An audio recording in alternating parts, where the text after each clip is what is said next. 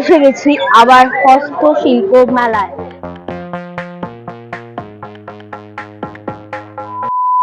Hello my টগর মিষ্টি family, welcome to this channel again. নমস্কার, কেমন আছেন সকলে? আজকে আমি এসে গেছি আবার কোথায় বলুন তো? গেস করতে পারছেন কিছু? এক্স্যাক্টলি, আমি এসে গেছি আবার হস্তশিল্প মেলায়। এবারে হস্তশিল্প মেলাতে এসেছি শুধুমাত্র খাওয়া দাওয়া করতে আর শপিং করতে। যেটুকুনি বাকি ছিল, যে মানে আগের দিন যেগুলো পছন্দ হচ্ছিল সেগুলোকে আবার এক্সপ্লোর করে কিছুটা দেখবো আর কিছুটা কিনে নিয়ে যাব বাড়িতে। তো চলুন সঙ্গে থাকুন। তো ফার্স্টে এসে গেছি ফুড কাউন্টারে, কারণ এসেছি কিন্তু আমরা আমার মা বাপির অ্যানিভার্সারি পারপাসে। তো এসে আমাদের খাওয়া দাওয়াটা আগে মেন মোটো, এখানেই চলে এসেছি আগে হামলা করতে, তারপর কেনাকাটির জন্য আবার যাব। আগে খাওয়া দাওয়াটা শুরু করি। চলুন সঙ্গে থাকুন, একটু ব্লগটা কিন্তু স্কিপ করা যাবে না। বাঙালি যে কি পরিমাণে খাদ্যপ্রিয় মানুষ তাই ফুড কোর্টের ভিড় দেখেই বোঝা যাচ্ছে। আজকের ব্লগটাতে কি কি হচ্ছে সেটা তো দেখতে পেলেন। তো এবার পুরোপুরি ব্লগটা স্টার্ট করা যাক। ব্লগ দিই মিষ্টি ভাই।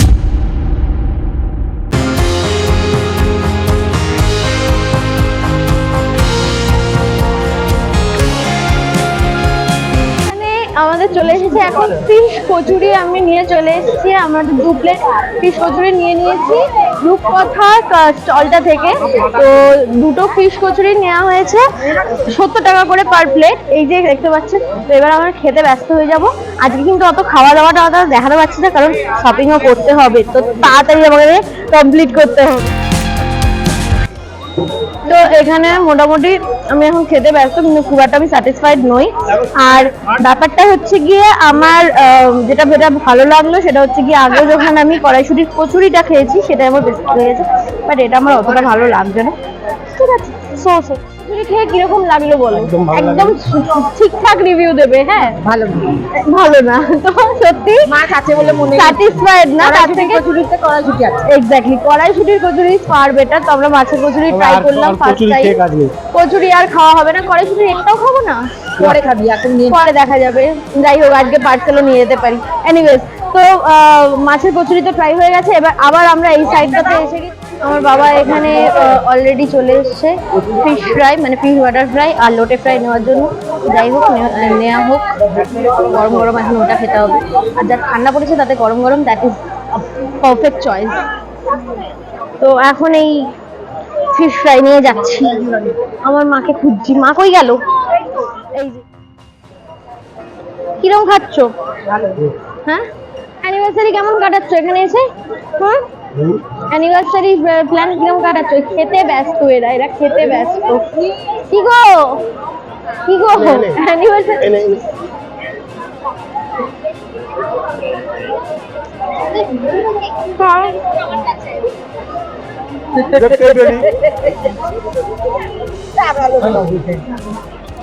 মেলার ফুড কোর্টে ভিড়টা জাস্ট দেখুন, অর্ধেকের বেশি লোক কিন্তু মাটিতেই বসে পড়েছে। যাই হোক, এবার যাই, এবার মেলার দিকে আবার বেরোনো যাক। অনেক খাওয়া দাওয়া হলো।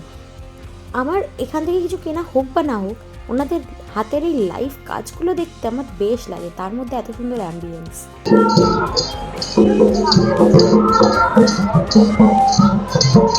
মেলা থেকে শপিং করে নিয়ে যাব ভাবলাম, কিন্তু আগের দিন যা যা দেখে গেছিলাম কিছুই সেরকম দেখতে পাচ্ছি না। তবে এইগুলো আবার নতুন এসেছে, দেখি কি পছন্দ হয় না। সেদিন ঘুরেছিলাম মাঠের এই সাইডটা, মানে মেন মেলাটা যে সাইডটা বসেছে। এইবার যাচ্ছি অপোজিটে যে মেলাটা রয়েছে, মানে এক্সটেন্ডেড পার্টটা আর কি, মাঠটাতে। তো সেই দিকটা যাচ্ছি, সেদিকে আরো অনেক সুন্দর সুন্দর ফার্নিচার থেকে শুরু করে অনেক রকমের ঘর সাজানোর জিনিস থাকে। তো যাচ্ছি সেখানে, দেখি কি পছন্দ হয় কিনবার জন্য।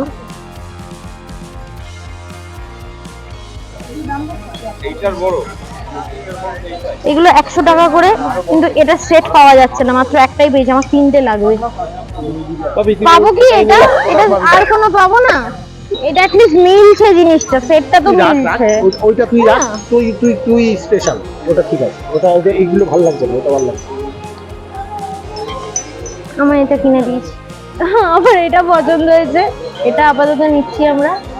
এখানে নেগোশিয়েট করেই কিন্তু নেওয়া হচ্ছে, তো মোটামুটি নেগোশিয়েবল, সেটা বোঝাই যাচ্ছে। আমার জন্য এখন প্যাক হচ্ছে, এটা আমরা কিনে দিচ্ছি। এগুলো কত? 1000। এটা কতটা মতন হবে?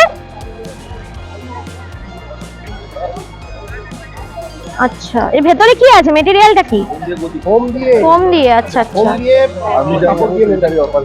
এগুলো ভেবেছিলাম নেব, কিন্তু তার বদলে আমি ভিনচেন নিয়ে নিয়েছি। এগুলো 200 টাকা করে, মানে 2 পিস করে বলছে 200 টাকা করে, মানে পার পিস 100 টাকা করে বলছে। আমার কেন জানি না মনে হচ্ছে এখানে একটু দামটা বেশি লাগছে আমার সব কিছুতে।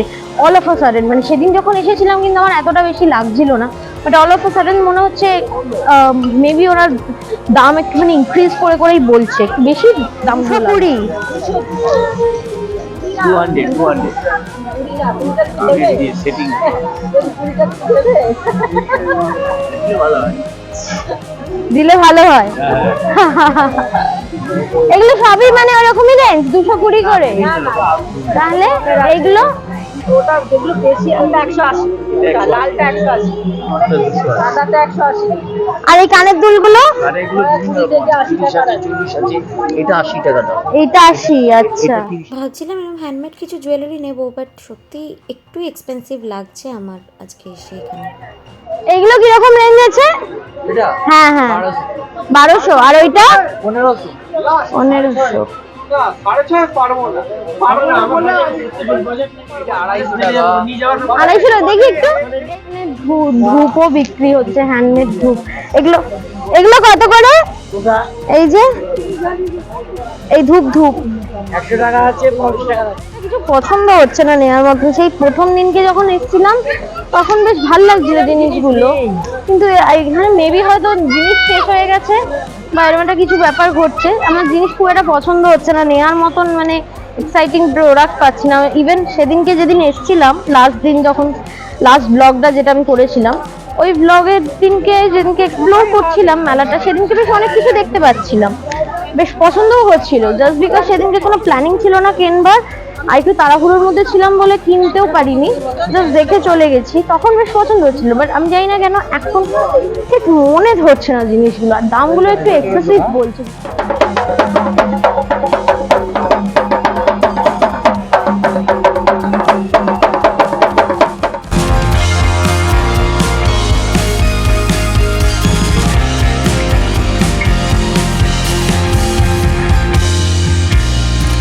এখান থেকে আপাতত আমরা ওই ল্যাম্প শেড গুলো নিলাম, একটা ছোট সাইজের মধ্যে নিলাম আর একটা একটু বড় সাইজের মধ্যে নিলাম। তো একটা গিফটের ব্যাপার আছে, তো একদম আমার এটা পছন্দ হলো, বললাম যে এটা ইউনিক গিফট হবে। তো এটা একটা এইরকম সাইজের একটা নিলাম, 450 মতন দাম বললো। আর একটা ছোট সাইজের মধ্যে নিলাম ওরকম, এই ছোট সাইজগুলো কিন্তু 350 টাকা করে বলছে। তো মোটামুটি বার্গেনিং করে হয়ে যাচ্ছে, ফ্লেক্সিবল, কোনোভাবে রিজিড প্রাইস কিন্তু ওনারা দিচ্ছেন না যে এটার মধ্যেই নিতে হবে। বার্গেনিং করতে পারলে হচ্ছে, তবে দামটা একটু এক্সেস বলছে, কিন্তু বার্গেনিংটা করতে হবে সঠিকভাবে।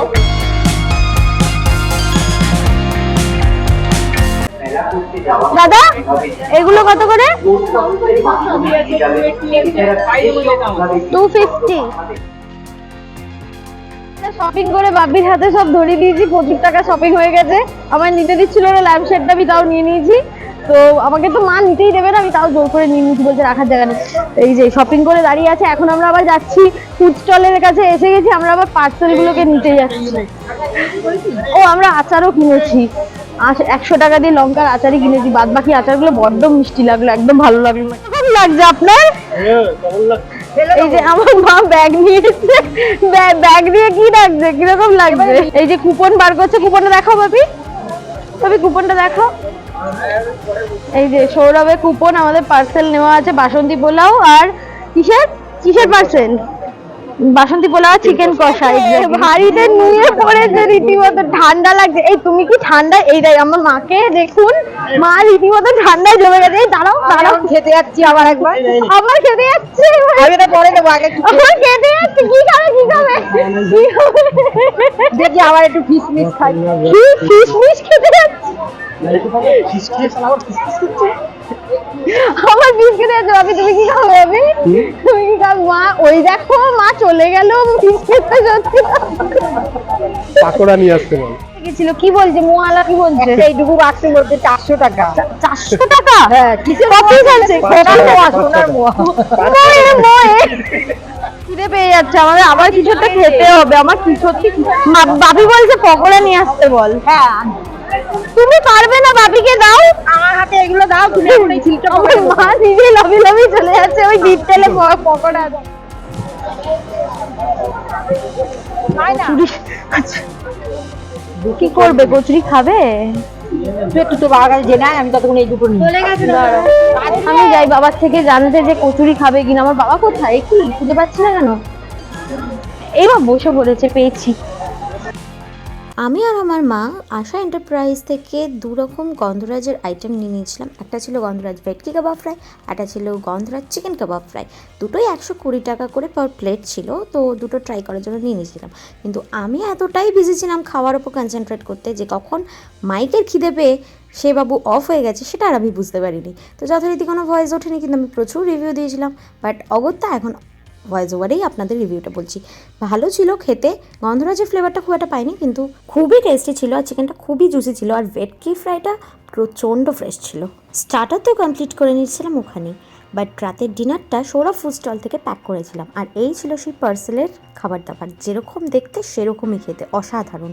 মাইকটা অফ হয়ে গেছে সেটা আমি দেখতে পেলাম মেলা থেকে বেরিয়ে যাওয়ার পর। কী আর করা যাবে, তাই মেলার কিছু দৃশ্য দিয়ে এই ব্লগটাকে শেষের দিকে নিয়ে যাই। আপনারা কি মেলাটা মিস করে গেছেন? কোনো চিন্তা নেই, সামনের বছর তো আবার হবে। আর আমি ঠিক এইবারের মতনই সামনের বছরও আপনাদেরকে আপডেট দিয়ে দেবো যে কবে হচ্ছে আর কবে শেষ হচ্ছে। যদিও আপনারা এখন যখন ব্লগটা দেখছেন তখন তো মেলাটা নেই, তবে মন খারাপ করার কি আছে, ব্লগটা দেখেই অবশ্যই এই বছরের ইচ্ছাটা মিটিয়ে নিন। সামনের বছর নিজেরা গিয়ে দেখে আসবেন। আর আমার আগের ব্লগটা এখনো অবধি দেখেননি, চটপট গিয়ে আমার চ্যানেলে দেখে নিন। তো কিরকম এনজয় করলেন? আরেকজন কই গেল? যা গায়েব হয়ে গেল তো। পুরো পালিয়ে গেছে। কিরকম এনজয় করলেন? আমার গলায় একটা না, খুব ঠান্ডা লাগছে। খুব ঠান্ডা লাগছে নাকি? আপনি কিরকম এনজয় করলেন? আপনার তো ঠান্ডা লাগছে না নিশ্চয়ই? বহুত গরম। কুকড়ে গেছে বেচারা, কুকড়ে গেছে। ওখানে আমরা এই বাসন্তী পোলাও আর এই চিকেন কষা নিয়ে যাচ্ছি বাড়িতে পার্সেল করে। আর এই হস্তশিল্প গেটের বাইরে আমি ক্যাবের জন্য এখন ওয়েট করছি। যাই হোক, আমাদের এখানেই দিনটা এন্ড হয়ে গেল। যাই হোক, এটা ছিল একটা খেঁচামেচা টাইপের ব্লগ, তার সাথে শপিংয়েরও একটা ব্যাপার ছিল।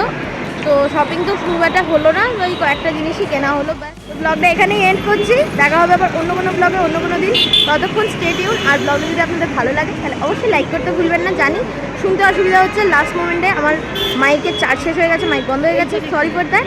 তো দেখা হবে অন্য কোনো দিন অন্য কোনো সময়। তো আমি এখন ক্যাবের জন্য ওয়েট করছি, দেখা যাক ক্যাবটা কখন আসে। ততক্ষণ সঙ্গে থাকবেন অ্যান্ড সাবস্ক্রাইব করতে ভুলবেন না। চলুন, tata. Subscribe now and click the bell icon to stay tuned.